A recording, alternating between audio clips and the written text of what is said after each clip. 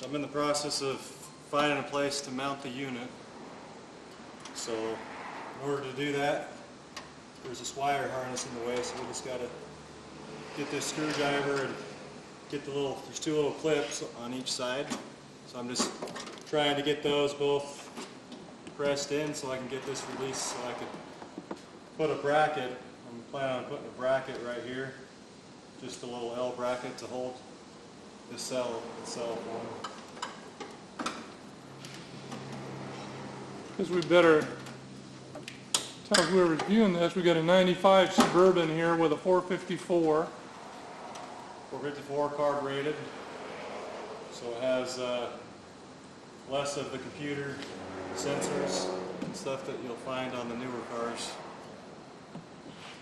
So it's a little bit easier to work with sometimes when you get some of the older cars. So let's see. This one's just being a bugger. There we go. Just wanted to move that kind of a little bit out of our way. Find a place in that. So this is the unit itself.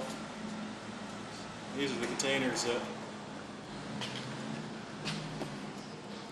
we'll be using for it. We're just going to try to mount it right here. So,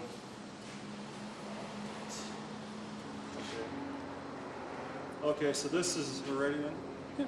Okay, so this is the bracket we're trying to mount. So we're just putting it on and marking it where we're going to start our drill to get the self-tapping screw. We're not going to drill it all the way, we're just going to put it on drill on drill, and then just kind of get it started.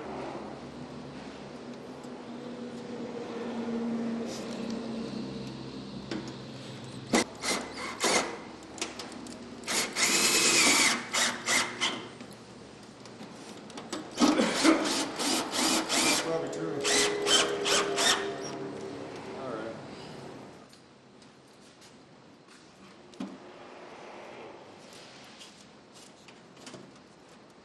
Oh, we'll close.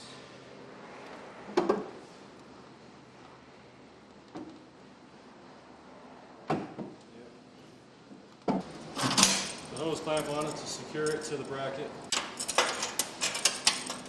Hose clamp on there. Clamp a little bit so you can get a screwdriver or your drill on it. It's the quickest.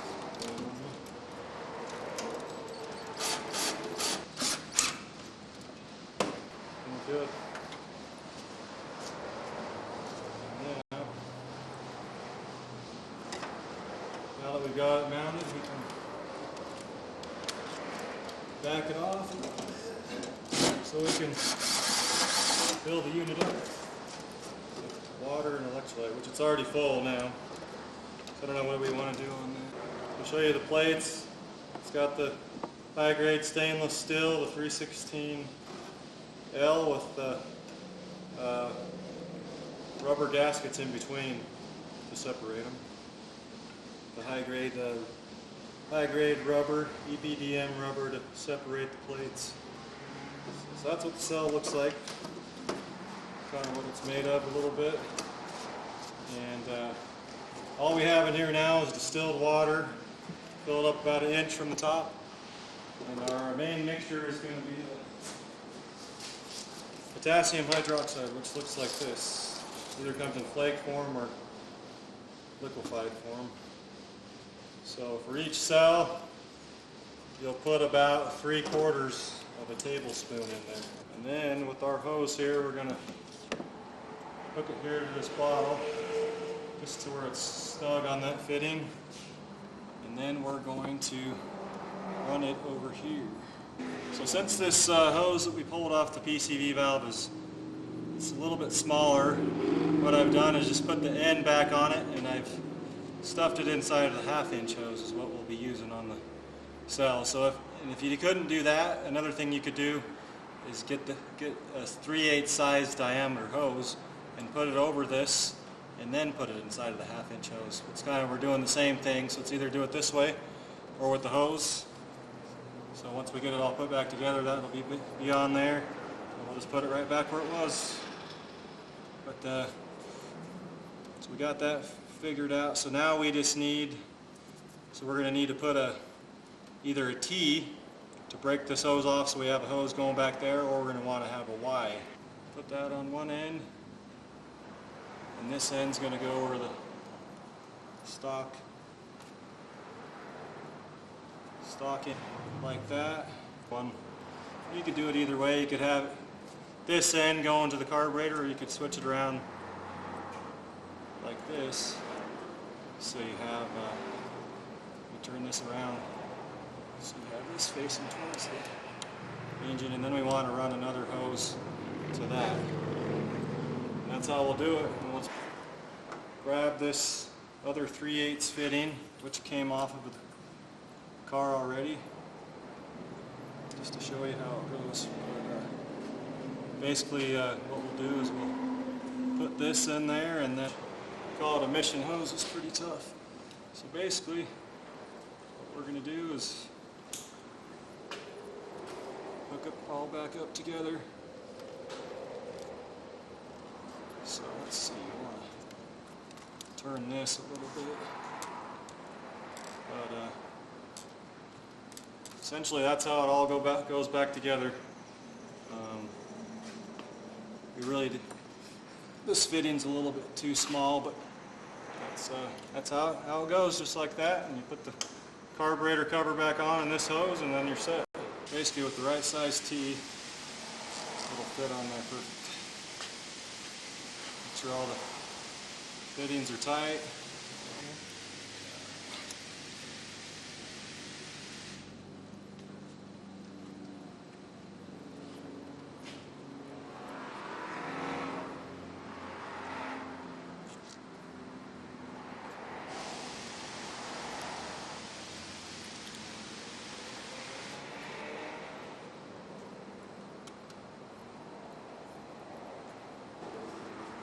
And that's a Y fitting. You can use a T.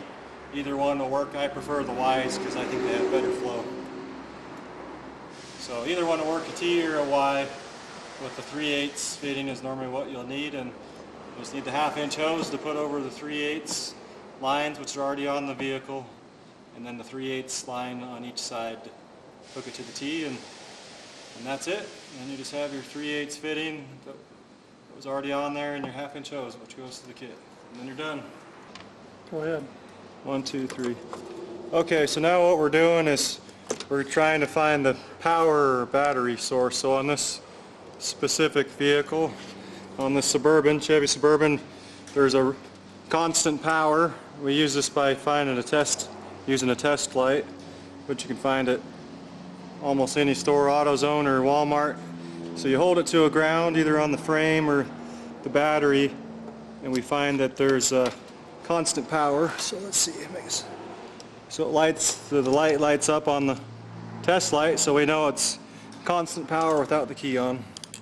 So now that we found that, we can continue to take the nut off to put our inline fuse on it for our cell, our hydrogen cell. You got to be careful you don't hit the wrench against the frame, because it'll spark, because it is a constant power source. Let's take this nut off all the way, and then we grab our inline fuse, which is, I have a 30 amp in there is what I would recommend, with our 10, 12 gauge inline fuse holder. So we'll continue to put that on there. Put that on there just like that. We'll get our nut back on. Get it threaded back on. Just hand tight at first, and then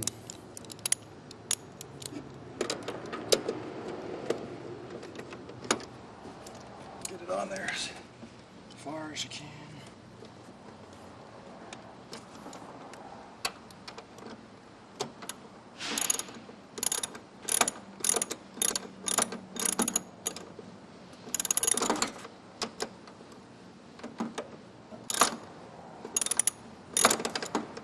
So now what we need to do, we have the 30 amp fuse. We hook the fuse to the 30, pin number 30 on the relay. They'll have, it's all numbered 30, 87, 86, and 80. So we're going to hook the fuse holder into 30, just like that.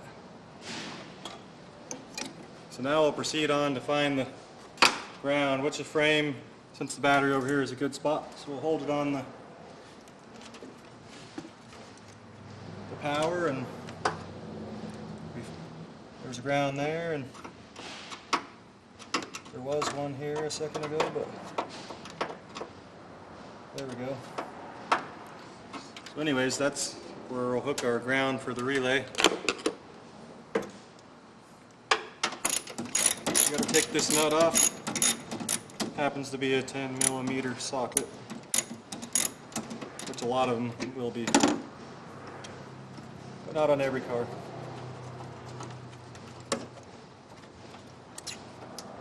So we could actually put our kit ground, because the cell will need its own ground too, so we could run both of them right there. So 10 gauge wire is what I recommend with it. So we'll grab, whatever length, kind of measure it out from where we need it, and then we'll cut it. That'll be for the one will be for the relay. That one will be for the cell though. So we'll do that. Strip the ends off a bit. 1/4 inch with a 10 or 12 gauge wire. So we'll put one on each end and make sure that it'll fit on there. Crimp our ends on, good and tight, make sure they're on there. Got a good connection, and so we got our one wire there. So now we'll make our ground for the relay, which will probably be about close to the same length, maybe a little bit shorter. We'll cut a little bit of leeway on it.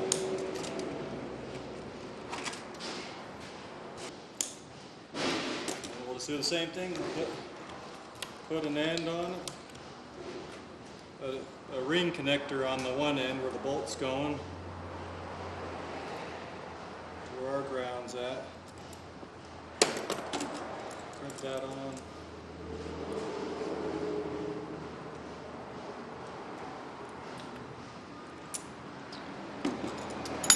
Now we got both of those.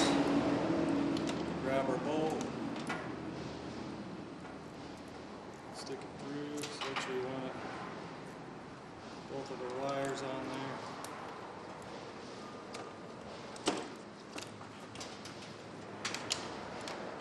So you kind of want it facing down so the wires aren't sticking up.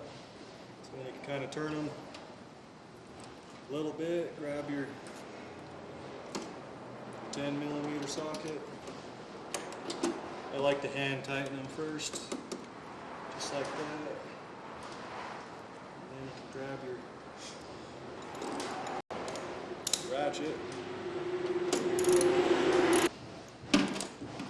Alright, so then this one goes to the cell. So it doesn't matter, either electrode will work, because the design of the cell, either stud will work. So we'll put the ground on this side. On this particular kit, it's just nuts, but most of them will have wing nuts on them. So anyways, that's that one will go there, and we'll tighten it. The other end, this one to the relay box. Let's put that one on. Crimp it down.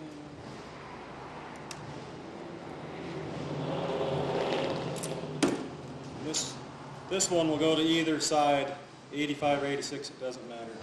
It'll work on either opposite end. So I'll hook that one on. That one happens to be 85, but it doesn't matter, either side will work. That. It's just going to go from the relay box as well over to the cell. So about the same length again.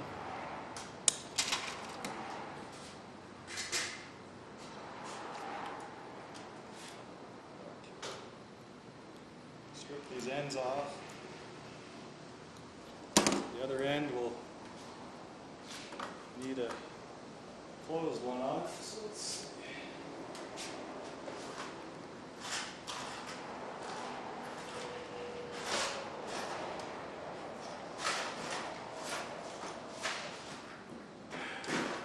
This one should work.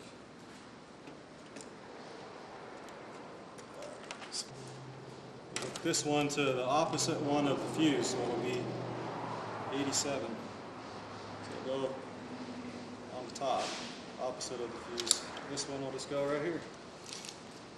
On the other stud on the cell. So let's take this nut off.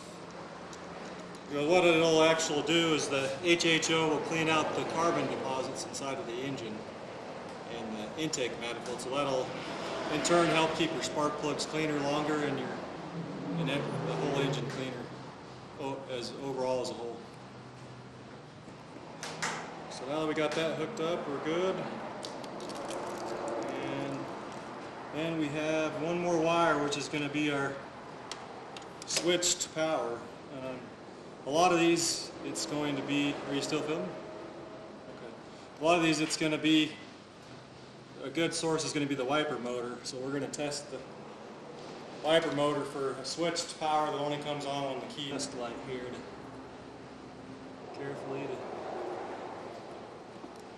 see if any of them come on without the key on.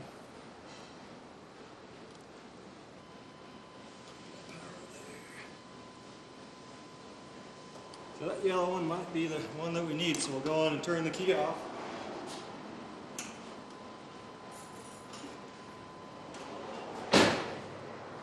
Come back, double check. And there we go, there's our switched power source. And it could be in various places. The wiper motor's a good one to start, especially on the older vehicles. Or you could possibly wire it to one of the map sensors, or the map sensors if they have switched power as well. Or the fuse box is a good place to start. If one of those only come on with the key, that's your next place to start. We found our switched 12 volt power source. We're just going to run the wire over there. So what I like to use is these little clip-on kind of alligator connectors.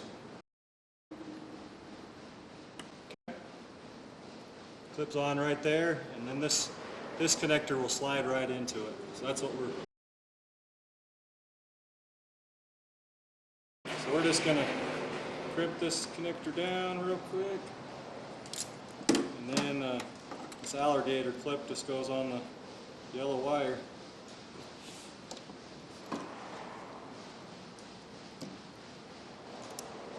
Just like that. Sometimes it doesn't need to be more than hand tight, but you could just put just a teeny bit of pressure on it with the pliers, and then you're good. And then we just need to measure out a little bit more wire, and I think we're good right there.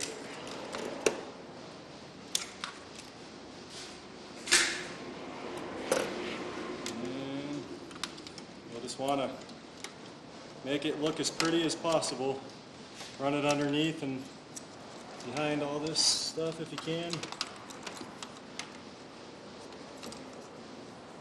And up and around, and that just snaps right into the connector.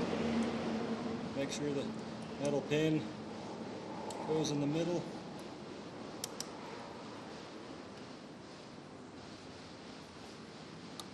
That It snaps up right like that. That's it. And then this wire just goes right here to the last pin on the relay, the 80, which happens to be the 86.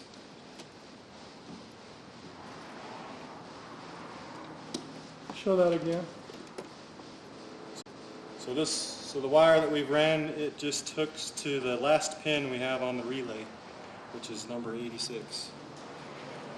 It doesn't matter either, and this wire will actually work on either side too, just as like the ground. So they could be inter switched, either side will work. One of our sliding connectors on there. See? And then crimp it down real good, and then it goes on there.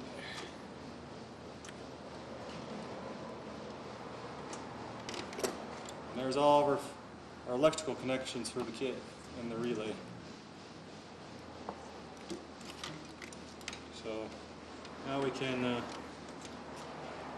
proceed to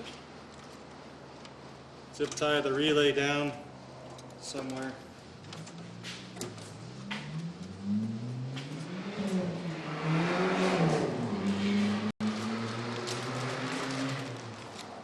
So the wires are secure and out of the way and not dangling. So we're just going to kind of zip tie it. It's got a little hole on the top of the relay to slide the zip tie right through that, and then find out where you want to have the wires, whether it's up here on that hose or whether you want it down here, wherever that it'll be out of the way. And we're good. Good for the wiring.